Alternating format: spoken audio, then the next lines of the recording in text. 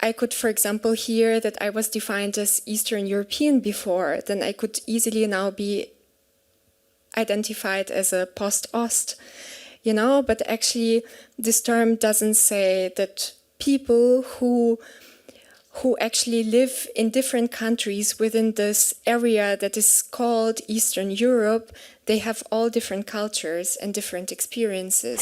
This term is important to describe realities for people from Eastern Europe in Germany, and also maybe we have a lot in common, and a lot of uniting experiences, like similar discrimination, that our degrees aren't, or degrees of our parents weren't accepted here and stuff like that. But still, I don't like it that people are like, oh, it's a Vogue term, so we can use it as equivalent as Ostblock. No, it's not like that. For this process of community building, which is as I said, always a processual thing, and it's also always accompanied by new migrational waves, especially now we can observe. So it's always in a movement. I think we said a couple of times that people really decolonize their knowledge, and it doesn't matter which perspective they have, because it can be decolonized from many different perspectives, from Western, from Russian, from Eastern European, when it's this self-colonization that is happening. I think this is very important, but with regard to the term post-Ost, I think this is something that is not constant, and this is something that should be regarded as such, and this is something where I feel the potential of this term could be.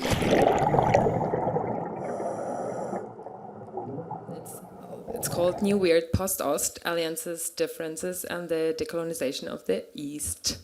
So I'm very happy to see quite a few faces here. Surprisingly, at 10:20 during a festival which has so many concerts also to offer. I'm happy actually. So very nice you're all here.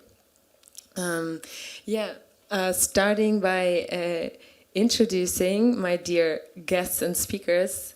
So we start with Mariia Vorotilina. You are a curator, an activist who's mostly working with topics of Western perspective on Eastern Europe and amplifying Ukrainian voices in your work. That's how I perceived your work, and I hope it's fine for you to describe it this way. So, and Anastasia Tikhomirova, a journalist, an editor, a moderator herself, who could sit here instead of me, and a person who's been writing a lot on actually Russian imperialism, which will also play a big role in this talk, among other things, and decolonization, among many other important topics.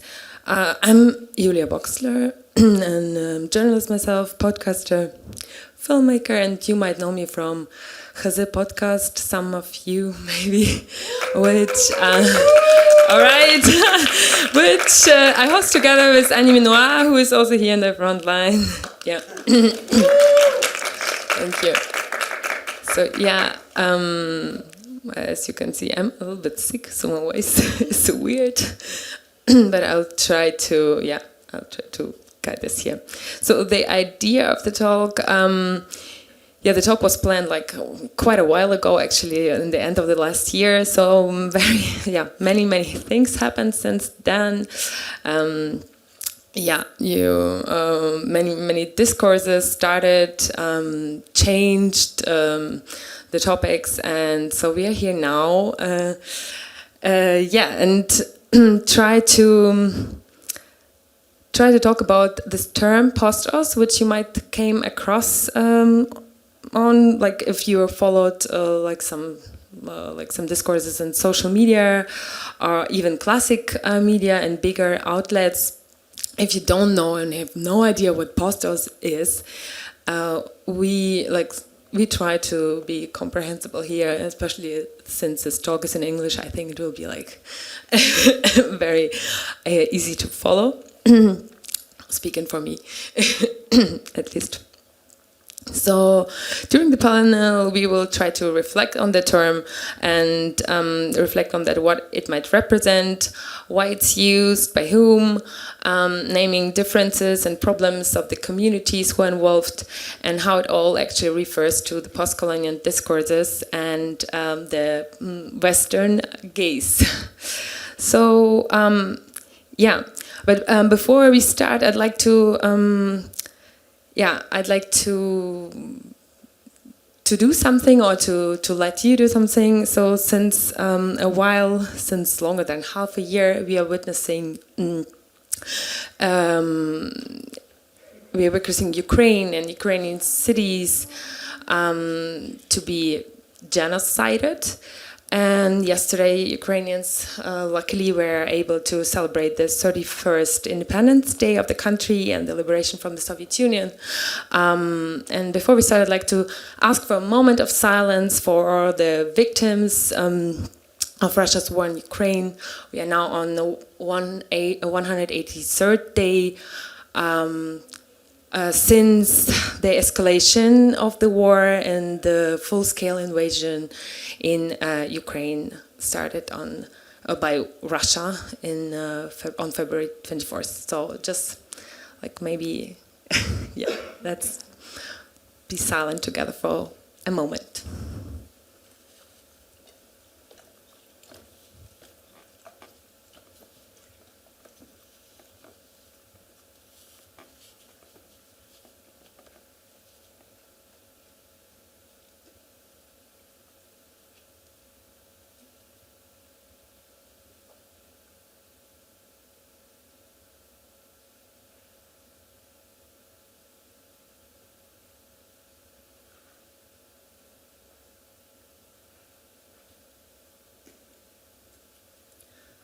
Thanks a lot.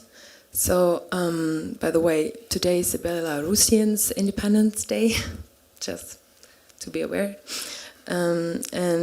So we start with a little introduction of Postost, how the term started as a self-denomination or self-identification term for a group of people who shared unifying experiences, mostly through their migrational backgrounds, and where did it go some years later? To have a little kind of personal approach, I'll start by asking you, Mariia and Anastasia, both of you, when did you first came across this term, and how did you feel back then, or how it felt for you?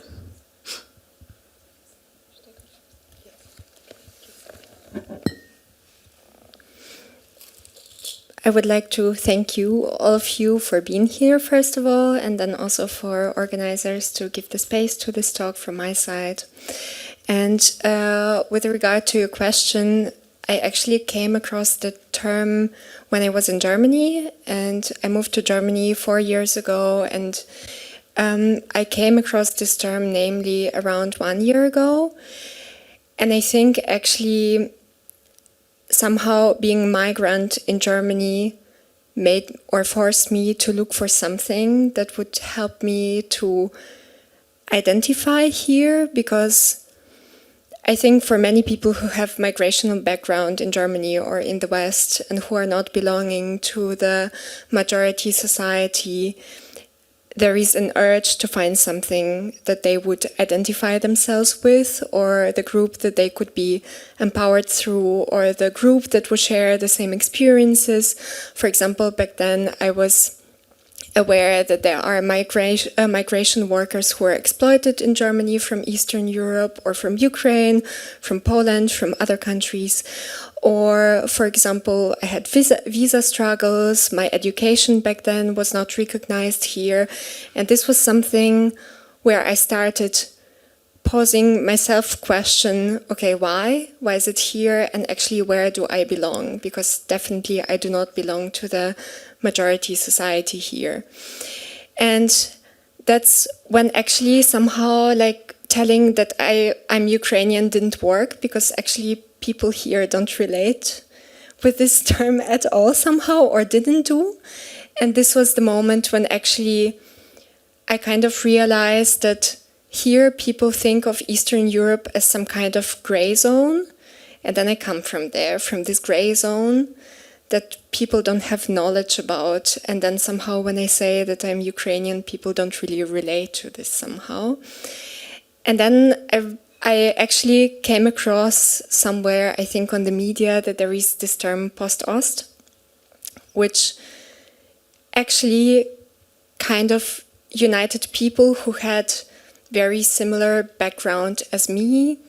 I could say that these were people who kind of came from Eastern Europe or from post-socialist countries and actually faced somehow also a negative connotations of those terms. And then they tried to come up with something that was different or alternative to this. And then this was kind of an empowering term. And then I thought, okay, maybe this is a place where I could explore myself and then see what this actually community, which is not or which wasn't community back then, what potential it can have. So this was a place for me, and I thought maybe actually through this term, actually this gray zone, what people imagine here can be something different. Thanks.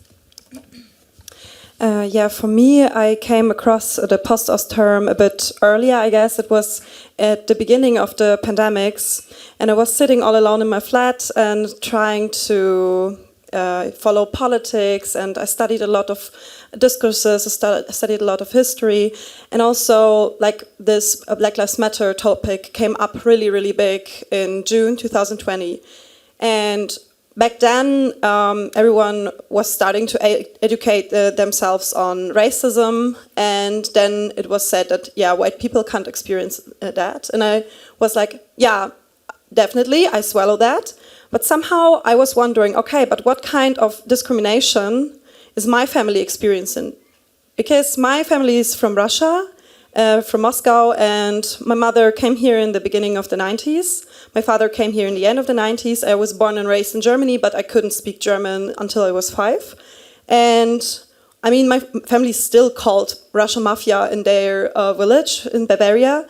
And I was always in school the Russian whore and over-sexualized and stuff like that. So I was wondering, okay, what kind of discrimination, or how do I call my experiences, what I lived through? And yeah, so this is why I came across your podcast actually, X3, and then I was starting to follow the discourses. Then I came across Postost Migrantifa. It's a Telegram group where like people from different Eastern European countries can organize themselves, can share like topics and articles and stuff like that.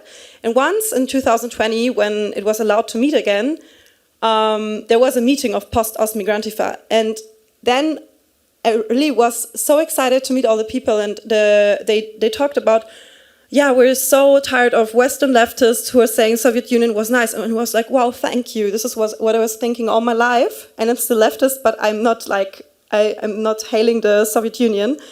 And yeah, they were speaking about, yeah, we're white passing, and I was like, okay, what does white passing mean in this context? So I tried really to get to know. And I really learned to find a real and right language to describe my experiences and the experiences of other people I know from Eastern Europe. So yeah, Postost actually was a term to define myself, and some of an empowering term. It's not like Ostblock, it's not like Russia. I mean, for me, even Russia fits, but for so many people, so many Ukrainians, for example, I know, or even Polish people, are called Russians. And yeah, so I guess Postost is something that we are not forced on, but we really decide to call ourselves that. And I found it really empowering back in that time. Yeah. Thanks a lot for experience.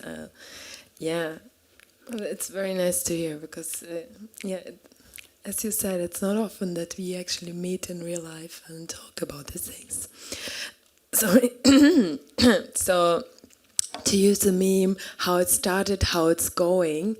So we can by now observe that this term became quite popular maybe still in a niche, but in a journalistic niche, in a like kind of a pop cultural, like the activist and discursive niche.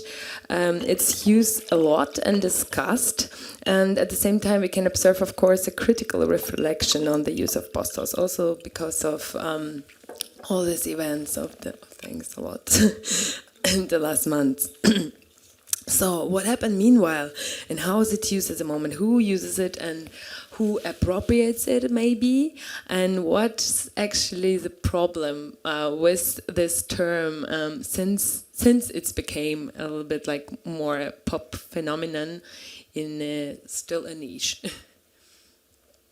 Yeah, who wants to answer this? I don't know. I can ask you both, but I guess you have also different approaches to answer it. So maybe Mariia, you start. I think actually this term, I think the power of this term lies in the same place where actually the weakness of this term is, or the problem is. Because I think on the one hand, it helps people who experience same things here actually in Germany, so where they are migrants, to kind of identify their experience or to unite based on their experiences and find new ways of dealing them, or find new ways for fight or new approaches to kind of rethink what they experience here. And then on the other hand, this helps also the majority society to kind of define what these people are. And this is actually what helps really often to generalize people, their experiences, and also kind of say, okay, these people come from Eastern Europe and they're all the same. And this is actually what this term does, kind of, because Postost means that there are people who are basically united on the same experiences. And this is exactly what I was talking about before. There is this gray zone. And if I could, for example, hear that I was defined as Eastern European before, then I could easily now be identified as a post-Ost, but actually this term doesn't say that people who actually live in different countries within this area that is called Eastern Europe, they have all different cultures and different experiences. And I think this is actually helps to kind of strengthen this Western perspective on the region and say, okay, there's everyone the same, and actually we don't have to deal with differences of this whole region. That's why I find it very problematic. And for me personally, now as a person from Ukraine, I feel like actually war defines so much of my experiences now, currently, and also the experiences of my family. And this is mostly what people in the other countries of Eastern Europe don't experience in the current moment. And I feel like this experience is so drastic that actually it makes quite a big difference of how I define myself now. And I often, for example, when I was doing this artistic project, when I wanted to amplify Ukrainian voices, then curator from Germany asked me, okay, but actually why do we actually talk about Ukrainian voices now? Why don't we talk about Moldova? There was war also. And then I thought, this is exactly what I'm talking about. This is like the gray zone. Why do we need to talk about Moldova now when there is war in Ukraine happening? And I feel like this is something that we actually have to target within this community, Postost, and kind of reflect on what is the problematics of it, because this is actually a very important topic, not only for us people sitting here, but also the discourses that are built in German society currently or in Western society. I would totally agree on everything Mariia just said, and I guess this is a really important sentence to say, that we're not going through the same right now. I mean, I guess no one can really experience and live through what Ukrainians are living through right now. And I have the impression that, or I think in this Postost community, others should try to decenter themselves. I mean, still, sure, it's important to speak about queerness or speak about authoritarian regimes and stuff like that, but we can't go on like it was before the war. It's really important to center the war right now because it's happening, and it doesn't look like it will end soon, unfortunately. So, yeah, and I would also agree with you on this, like, I've seen so often, even right now since the war started, that so many media, like progressive media, are using the term post-Ost onto like just people from Eastern Europe. And I'm like, yeah, I mean, I guess my parents wouldn't call themselves post-Ost. So it's like some self-designation term. It's nothing I want to be put on. Like, I don't want someone to put on this term on me.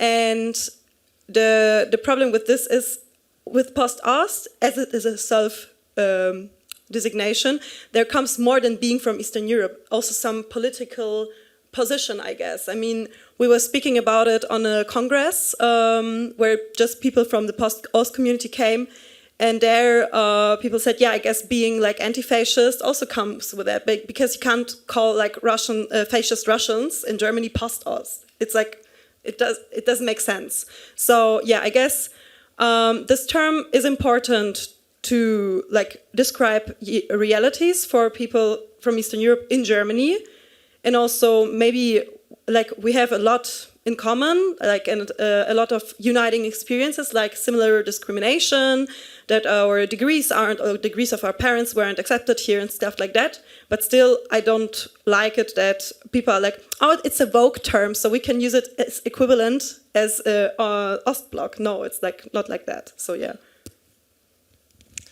Okay, so how would you suggest then the media, like not to use it, like, because I'm a journalist myself, you too. Sorry. So we had like some moments. I had some moments where I used it, like in where I was in charge, you know, and where we were discussing. So okay, can we use it? And I was like, yes, okay, we can use this term. Or like, there were also some moments where maybe my colleagues didn't ask it because it was introduced and they texted over the Artitracks East thing or so. And then I was also, okay, they texted now post-Ost generation. And I'm just asking really like for you and me for like well-being in journalism. So how we deal with this term in this media appropriation of this term. I don't know, like the idea.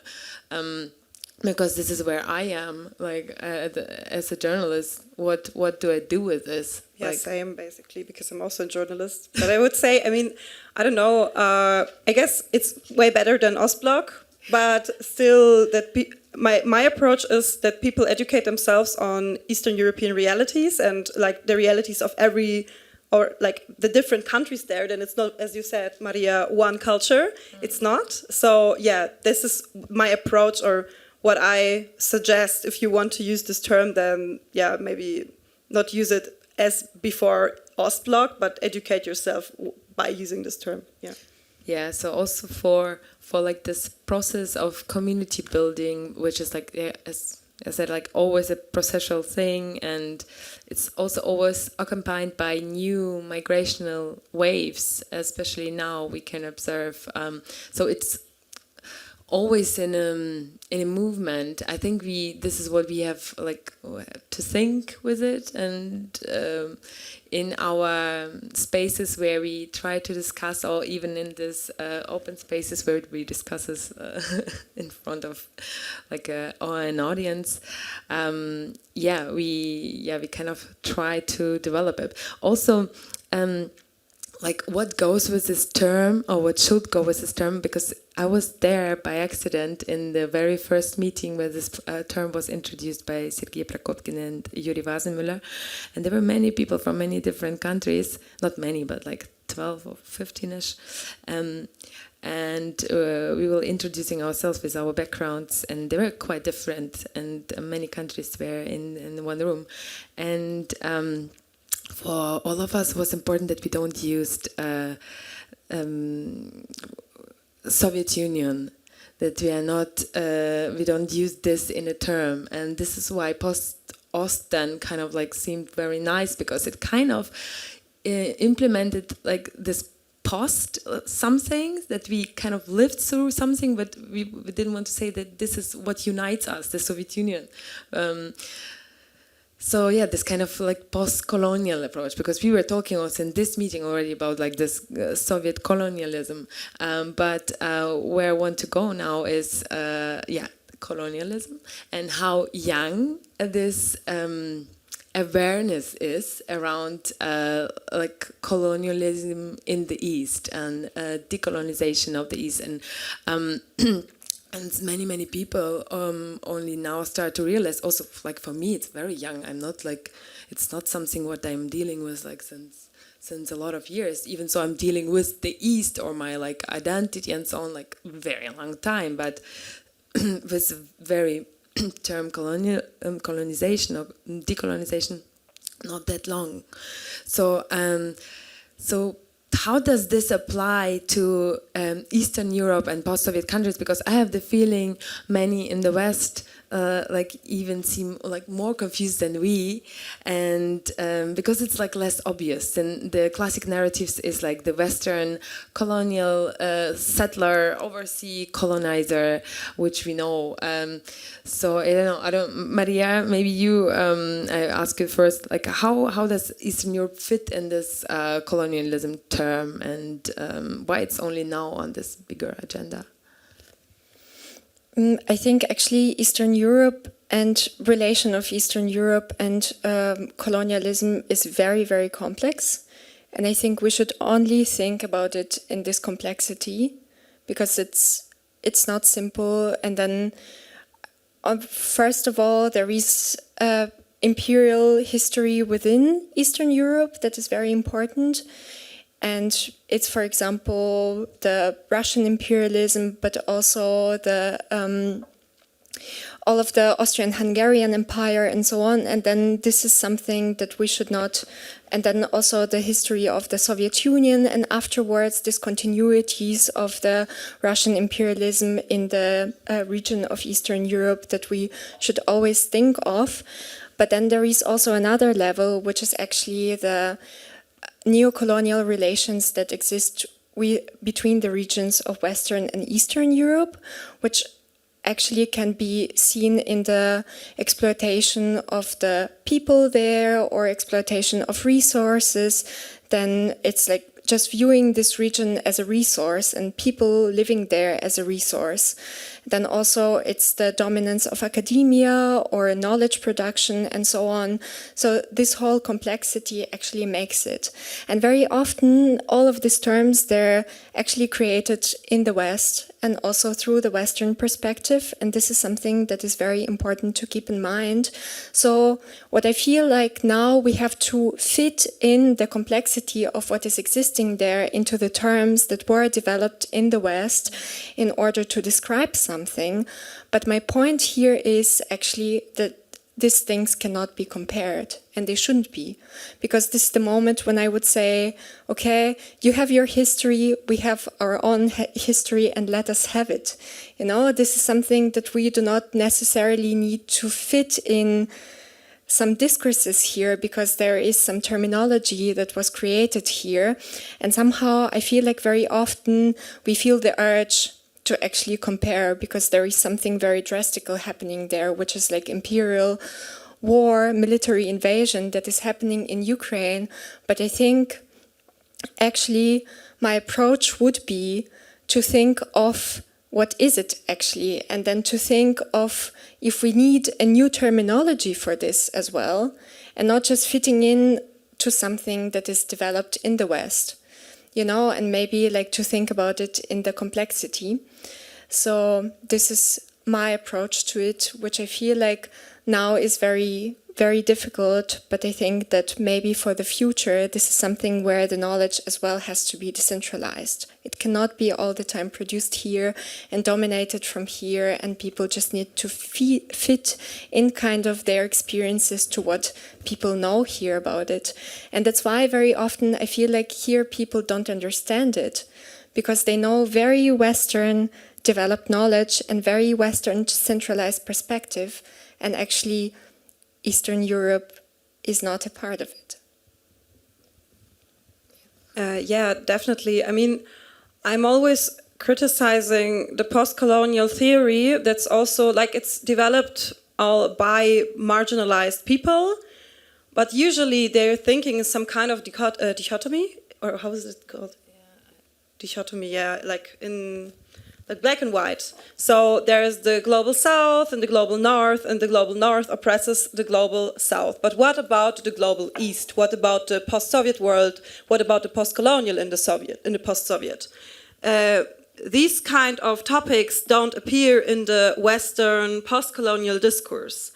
Also, it's not known in Germany that there was some sort of colonialism from Germany towards the former Soviet Union, Generalplan Ost, because it means also dealing with a lot of more German guilt, historical guilt, but as we know, also talking about Holocaust, there's some collective rejection of guilt. So why even talk about it? So I guess we need like to broaden the historical debate about the Second World War, also about the Holocaust, towards the East. And this only starts to happen right now. So yeah, I guess it's not comfortable, but it needs to happen. Also, it's like needed, or people need to understand that someone can be colonized, or a country can be colonized, but can be a colonizer itself. This fits for Russia. Russia, for example, was always a second-class empire, I would say. It was always an outsider of the First World. It was colonized, and like the former Russia, what was perceived as Russia, like Eastern Europe, actually mostly Ukraine. Ukraine was colonized by Soviet Union and by Germany at the same time. So yeah, I would say Russia is the perfect Beispiel. The perfect example for being oppressor and oppressed at the same time. And yeah, it actually can happen if you don't think in two categories. So yeah, I would also say it's really important to say that Russia isn't only reacting towards Western colonialism, but Russia built its own aggressive imperialism and colonialism itself already from the 16th, 17th century, when Russia was starting colonizing Siberia, incorporating more and more land, and Siberia is still a modern colony of nowadays Russia, while Western colonialism ended, for example, in the 60s, 70s, when England and Portugal gave up their last colonies. So it's really important to see, as you said, the specifics of the colonialism happening in the East and the imperialism, and not try to fit into like categories that were developed in the West. While people from the East and also Russians were experiencing this anti-Slavic racism from the West, like being subhumans and stuff like that, and were generalized as some certain kind of culture, a culture that is like way worse than the Western culture, needs to be civilized and needs to be Slavic people were actually seen as slaves, yeah. So,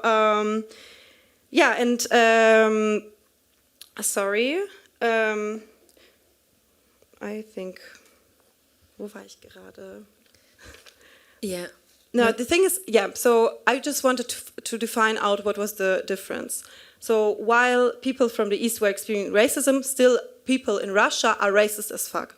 People in Russia are white in their own country, but they're not white in the Western gaze. So there you can again see this being a colonizer and being colonized at the same time. So, and also what is really specific for Russian colonialism and imperialism, while like Western colonialism had always the mother country and some overseas colony. In Russia, it's not like that. It's more like encroaching, incorporating, and conquering territory, enforcing the Russian world and the Russian culture on these countries. So, like the Russification is a really like fitting term, I guess, a term that is still really common for our time right now, because what Russia is doing in Ukraine is actually a Russification. And also, like, many people perceive the Soviet Union as a kind of a socialist dream, and it was so good back then, but actually it was like colonialism painted red. And this painted red colonialism and the fall of the Soviet Empire, right now we're seeing that it never was worked through. People in Russia never spoke about colonialism, and people in Russia never realized what they were doing on other countries. So right now, because Ukraine is moving west and west every year more and more, we see this reaction of Russia. They think they think that we have to take it back and to restore a new colonial Russian empire. I hope it was clear for all. I'm sorry. Yeah, so maybe to make also some things clear, maybe we can also make a little example. I don't know, me, I was born and lived my first 10 years of my life in Kazakhstan, and living there, of course I saw and I realized some, here we have again dichotomy, or maybe it's another word, like double standard, maybe is the word, where you live in a mostly geographically mostly Asian country. It's a very multi-ethnical country, but the main language is Russian. Everybody speaks Russian. You also see double standards, and you also hear it, even like you perceive it, even if you're a kid, that that people are treated differently, that there are narratives which are presenting other ethnicities than Russian in another light, which, I don't know, present them as, or wilder, or which create a narrative of inter-ethnical conflicts and so on. So we grew up with this kind of like double thinking, double standards. We saw it, we perceived it, but like, let's say the real awakening to ask yourself why it was through decades, like why it was normal that people have been seen, like classified, let's say. This came much later. I have to say also for myself, I have to that I realized what kind of system was behind all of this. This came later. This is something which is like still about to happen, as you said, also in Russia. This awakening, I don't know, it's like just like, I know, very little % of people are doing this. I don't know, in Ukraine, is in Ukraine this kind of discourse going on? Or maybe you can also tell about your own awakening, when you started to realize like this second class feeling, or this master oppressor feeling, like what Ukrainian also might have had as like Kazakhs, for example, in their own country, actually. Actually, it was not really that I realized it in Ukraine, but for example, I went to study in the 10th grade of school to the United States for 1 year as a foreign exchange student, and then there people asked me where I was from, and then I said from Ukraine, and then I realized that actually this country doesn't exist for these people, you know? I come kind of from non-existent country, because they were like from Soviet Union, and then I was like, no, I mean, Soviet Union is not existing. And then they were like, from Russia. I was like, no, from Ukraine. And this was the moment, actually, you know, this is the moment whenever you are 15 years old, you don't reflect on it in the way that you reflect on it now. Then you kind of get confused why you come from non-existent country for people, even though it exists actually for many years, at least like when you were born, it was already existing. And this is something where I could reflect on only now. And this is something where I feel like this was the first encounter that I remember till now that people actually didn't understand what I was talking about, Ukraine. And then, of course, there was a very, very drastic encounter for me. It was 2015 when I was working in eastern Ukraine for a humanitarian mission, and then there was war. And actually, that's where Ruski Mir, which is the Russian world, came to save the Russian-speaking population. And this is something that cannot not influence you as an individual and actually your perception. Because I was growing up in the bilingual family. My dad spoke Russian, my mom spoke Ukrainian. When I went to university, then Ukrainian was my chosen language, actually quite consciously chosen language. And then this was the point when I realized, okay, but actually Russian world came to save like my dad or me as well, because half of my family speaks Russian. And this is actually when it makes clear for you that whenever you even don't wish it, there is the imperial influence that you cannot actually stop. And then you have to resist it somehow with some means. And I think for many people, or I feel like for many people in Ukraine, it became only clear when this Russian world came to save them too. And this is what is happening now. So something what also like came to my mind is like when also talking about this kind of heritage we share together, forced on heritage, or like, I don't know, like however we call it, because it's also kind of like perspective. Not everybody has like can take also the same perspective, let's say, but maybe we can. So if I watch like cartoons now, we might have watched all together in our childhood. So since very recently, actually, I don't see them the very same way. So and this is why I was also thinking about like this pop cultural phenomenon, like all these Soviet cartoons, or anyway, like this is also like a Western phenomenon, like this Soviet nostalgia things and pop culture. I don't know, Instagram accounts look at this Russian and Soviet visuals and whatever. So how do we deal with this now? Because this is actually because we follow all these accounts, we kind of like consume it still. It still triggers something, but it's not the same.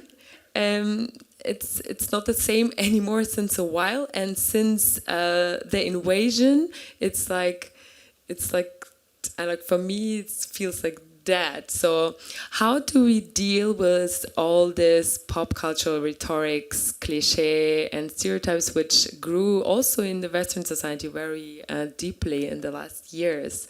I don't know. Do you have an idea?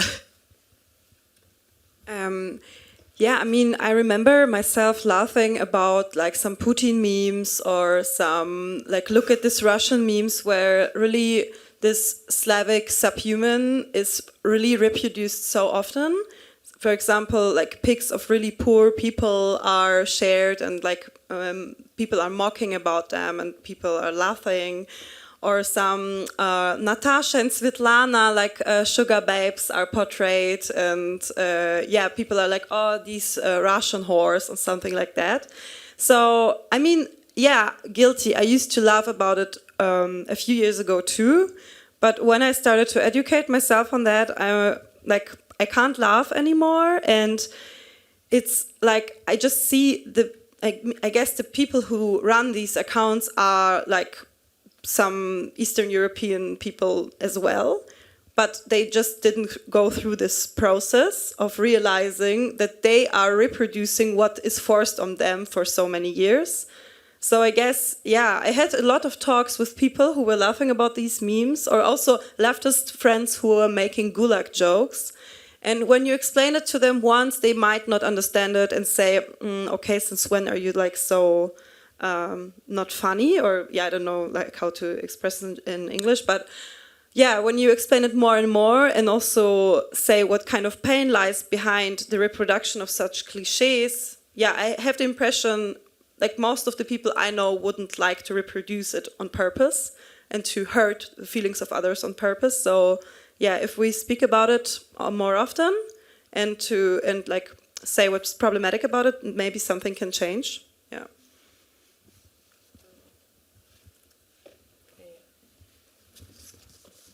So yeah, I don't know, like about speaking and changing things. Yeah, I don't know, like it's such a complex situation. Also, like just starting in our families. You know, we cannot even through the Soviet. Union, we cannot even talk to our families. I mean, many of our like older generations are not aware of what we are talking at the moment, and might not even get there soon. And we can also feel basically the Soviet colonization in our families, since we cannot talk about what we lived through, what generations of many of our families lived through. I mean, there are people deported, there's Gulag experience, there's genocide experience. We have so crazy identity issues in many families because, I don't know, we grew up in spaces where many people, ethnicities were deported and every family is mixed up with whatever. Yeah, I think like this education point, like to try to educate yourself, start with yourself and try to talk about it. I think it's a very important point. But here we come to our friends and allies. I mean, the one thing is we and our Postost or like, I don't know, families with all our identity backgrounds is one thing, but all our friends and allies, how do we deal with this? As you often mentioned tonight, this leftist gaze, which might be influenced by a wrong, or not a wrong, but also by the same Soviet colonialism. So how you deal with this in your praxis, and what do we wish for with this context? I actually feel like there is a lot of, whenever we are speaking here about the development of some discourses, I think that many of them are also influenced by Russian propaganda a lot. And this is, I think Russian propaganda is not something that is conserved within Russia. And this is something that has to be very clear, because I heard many, many times here people reproducing the same narratives that are actually told in Russian propaganda when in conversations with me with regard to the war of Russia against Ukraine, or with regard to the Eastern European context, or Belarus, or any other like protest movements that are happening in the so-called Eastern Europe. And then I feel like this is actually, this is on the one hand influenced by this, but what I often also experience that people here don't question things, because they know that what they know is the only truth, and this is actually the truth that is developed in the West. And the Western perspective is the non-biased one, or kind of, if you are the left person, whatever it means in the West, and you're kind of critical to the Western imperialism, and this is the most important thing. And this is something that I think should be questioned, because as we were talking about this, there is not only Western imperialism existing in this world, and this is something that has to be kind of constantly worked on. And this is what leads me to the point when I think that everyone needs to just question their knowledge all the time. And this is something that people have to do really consciously, and see if they actually miss something, and to see this, to see if they miss something, they have to hear, to listen to the voices on the ground. And this is very often what is not happening. For example, that's why I feel like amplification of Ukrainian voices is very important now. And this is what people actually need to do, and not to say, okay, I think that this should be done this way and this way. Living in Germany, of course, it's easy to talk hypothetical and in theory, but it's very often difficult to listen to the voices on the ground and to understand what they need. And that's when I feel like there is a huge gap and it should be changed. And this is not what I have to constantly do, or this is not what people from Ukraine have to constantly do, but this is actually what people in Germany have to work on themselves. Yeah, definitely. I think a really good term to describe this kind of behavior is Westsplaining. Westsplaining also means when you're portraying like critical voices of Russian imperialism and the rehabilitation of Soviet Union as like nationalists, like happened in Leipzig like 1 week ago, where a movie was shown at the Globale Festival Leipzig by a leftist anti-imperialist, and Ukrainian women who just fled the war were protesting against the movie because the movie reproduces Russian propaganda, and the guy who was hosting the festival just hit the woman in the face. Yeah, so this is the really extreme form of not wanting to rethink your opinion, but this aggression is happening every day by like saying, no, I guess you're not right. This is why, because you're Ukrainian, so this is because you're, yeah, but actually, especially, yeah, because you are Ukrainian, or because you're Ukrainian, we should listen to you, not because like a German neutral person can say, maybe from the West I can build a better opinion on that. Yeah, that's not true. And also speaking about, for example, sometimes Russian oppositionals are considered as angels and people who really understood the problem. The thing is, being anti-Putin doesn't make you anti-colonialist. Being anti-Putin doesn't make you aware of like Russian imperialism. For example, 2014, Crimea really divided the Russian opposition. So many people who consider themselves as liberal and against Putin have seen the annexation of Crimea. I don't know in English the correct political term. Do you say annexation or illegal annexation?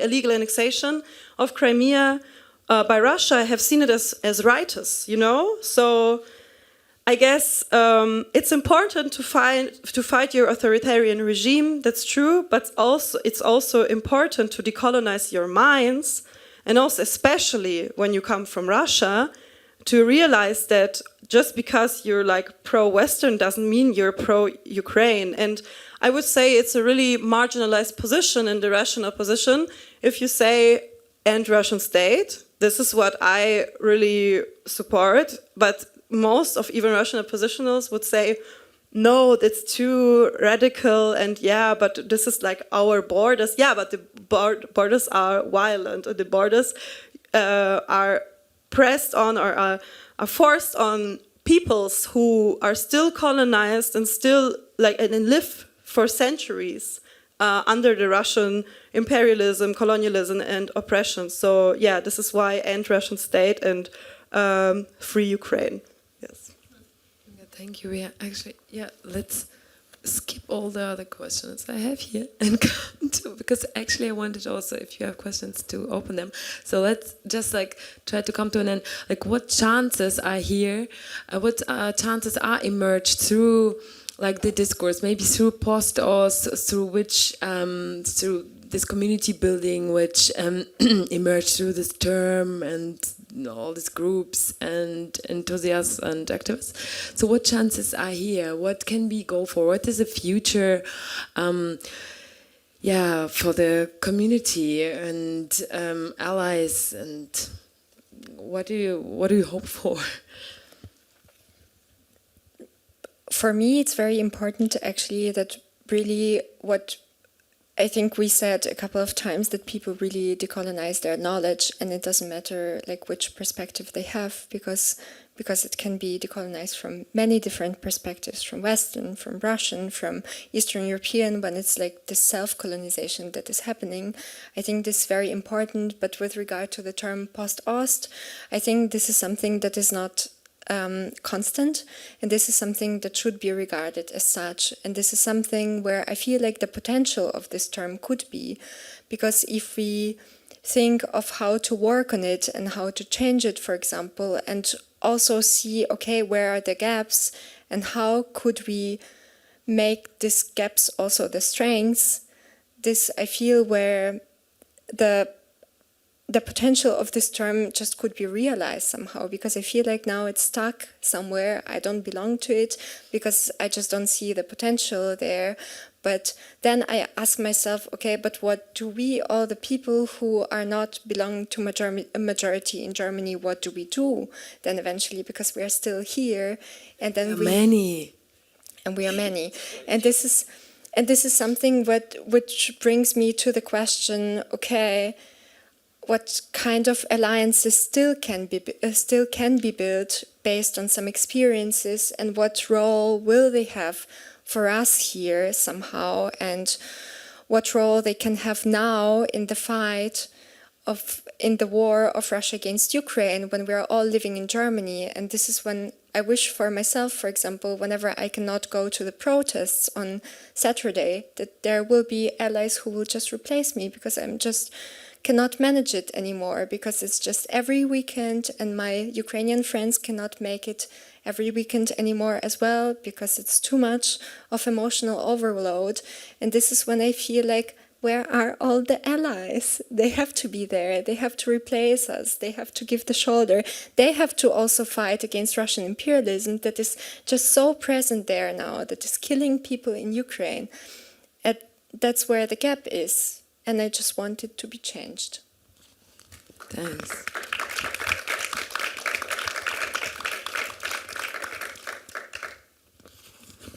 Yeah, definitely. And I would also add, not only going to protests, but also, for example, there are still refugees arriving, there are still refugees passing through. I've been to Latvia, for example, the last week, and there I saw something like really nice, that like Russian-speaking Latvians, Ukrainian refugees, and like children of Russian emigres and refugees who fled also Moscow, for example, because they were oppressed and repressed because of political duty or activism. They were all in the same refugee center and were all working together and like helping arriving refugees with food, medical supply, with buying tickets to the further destinations for them. And yeah, speaking with them and giving them a shoulder. And this was, and all the girls, they were all only girls, they were like from 13 to 16 years old. And I was like, this is how it should be. There is like a really new and young generation that maybe can, yeah, give a shoulder and is not poisoned with the propaganda. So yeah, maybe this is something we should look onto. And also, yeah, for non-Ukrainians in the Postost community, as I already said before, we should decenter ourselves and put like everything in, like all our strength to help the people from there, to also fight propaganda in our own families, even if it's so hard. But it's necessary for a better future and a free Ukraine. Yeah. Yeah, thanks a lot. So decolonize your mind and your art and amplify Ukrainian and Belarusian voices. I don't know if we have time for one or two questions. Okay, cool. So if you have any questions, you're free to ask. But you, right? Do you hear me? Yeah.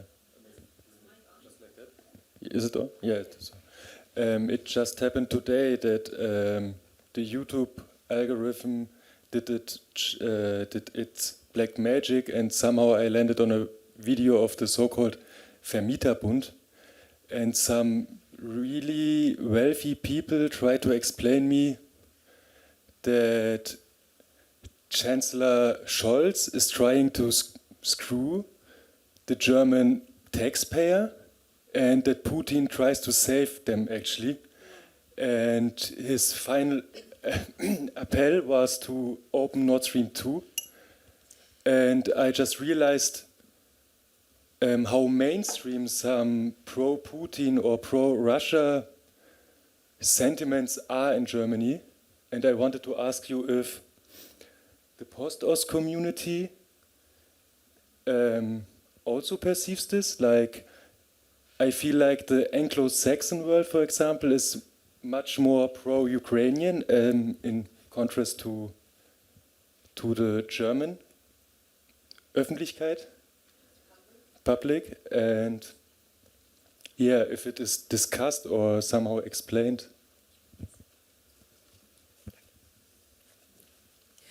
I don't even know. I mean, I just can say something that there is. I mean, this community, as we said, it's not even like this community in making. So it's not that we have like a press attaché or so to speak about, but I guess there are some groups. There are many groups like here and there, and there's also kind of a media squad and so on. So this kind of like the medial things, like the things we have in journalism, they're discussed. I know because I'm in one of this group actively, more or less. But yeah, I'm not sure if it's like this kind of thing. It's like an advertising, no? Or like this is scary. I don't know. Like it might be in this bigger group. I'm not active anymore. But I mean, we are doing it now, basically. And this is something what is actually also new. Like that we are now going out like of these Telegram groups and maybe having luckily this spaces. Thanks, Pam, also to give it to us.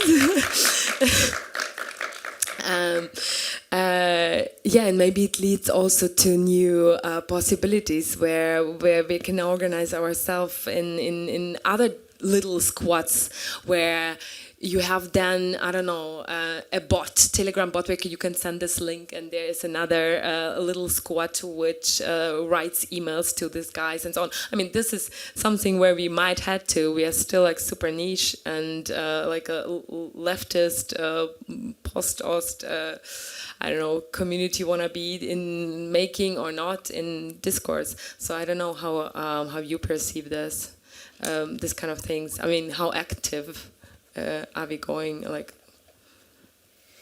I think. I mean, to answer your question, I think there is definitely a lot of Russian propaganda everywhere here in Germany, and also many pro-Russian views. And I experienced them a lot, or I heard them a lot. And I think actually, what Anastasia as well said, coming from some countries doesn't mean that people have other perspectives. So I think there is a really, really strong also Russian propaganda of the communities that migrated from Russia or from Ukraine or from Belarus, from other countries as well. And they're also fed through Russian propaganda because very often they don't have access to other TV, and just because they consume the same channels or the same news sources that they used to consume. So of course, I mean, this is something that, this is what I expect actually people from this so-called post-Ost community to be working on, to dismantle this whole things, to actually work on as a community, maybe also on alternative information channels, and also what Anastasia said, informing their families and so on, because I mean, these ideas here, unfortunately also for me as a Ukrainian, but also from Ukraine, for people in Ukraine, they have a lot of support. And this is something that people have to actively fight against. This is not something you can say, okay, I will close my eyes and then hopefully in 2 years it will just disappear. This is something that people have to actively dismantle, because these are the certain discourses that are existing, and actually discourses don't disappear. They just have to be actually dismantled. Yeah, and speaking about Scholz and like the German special behavior towards Russia, I also see some parallels. Like, for example, right now, many Russians say, but what do we have to do with this, what is happening? Not all Germans feel guilty for Holocaust. Yeah, so we have a lot of parallels between these two societies, for example. And also, I have the impression that it's quite discussed, like that Germany is really a bit biased what considers Ukraine and Russia, and is what's like the biggest gas buyer. And I mean, all the people I'm talking with, all the post-Ost people I'm following on Instagram, they're really harshly criticizing this fact. And also Scholz is like a Putin troll. So I've heard it so often that people are calling him like that. And for example, only yesterday I saw like Habeck. I mean, I'm not a big Habeck fan, but right now I'm really thankful that we have the Green Party. I didn't know that I would say that. Yeah, but now I'm saying it. So so many Ukrainians saying, is actually Habeck the actual German chancellor, because he's taking the rightist position and a clear position towards Russia, while Scholz is still hiding behind this, it's Putin's war, not all Russians are bad, it's not our fault, we are dependent on the gas, we can't do anything about it. So yeah, this is so typical, but I guess there is a discourse about it, but we also have to widen it, that not only like Ukrainians and Postost people and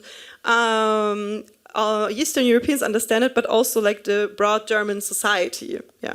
Which also changed actually, because the position of Green Party was also different within the first weeks of the full-scale invasion, and then it developed, which actually everything should, but some things here don't. Yeah.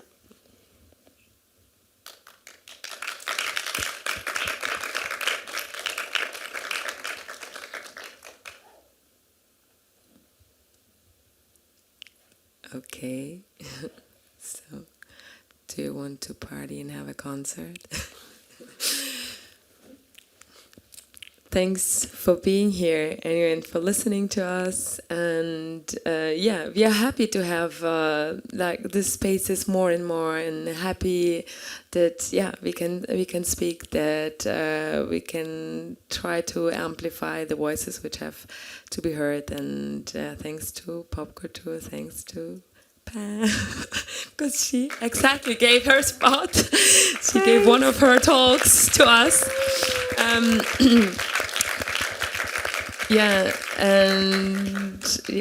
Decolonize your minds as we started one day, and have fun.